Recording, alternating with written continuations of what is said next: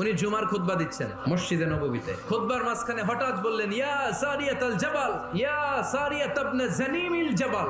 এই কথা বলেই আবার খুতবা দিতে শুরু করলেন। ওনার এই ইয়া সারিয়াত ইবনে জানিমিল জাবালের সাথে আগের কথারও কোনো মিল নাই, পরের কথারও কোনো মিল নাই। জুমার নামাজের পর মুসল্লি সাহাবারা ধরলেন, বললেন, ইয়া আমিরাল মুমিনিন, খুতবার মাঝখানে হঠাৎ করে ইয়া সারিয়াত ইবনে জানিমিল জাবাল বলে আপনি চিৎকার করলেন কেন? আপনার এই বাক্যের সাথে আপনার খুতবার আগের বাক্যের কোনো মিল নাই, আপনার খুতবার পরের বাক্যেরও কোনো মিল নাই। এই কথা আপনি কারে বললেন, কারে উদ্দেশ্য করে বললেন? এই কথার তাৎপর্য কি আমাদেরকে বুঝিয়ে বলেন।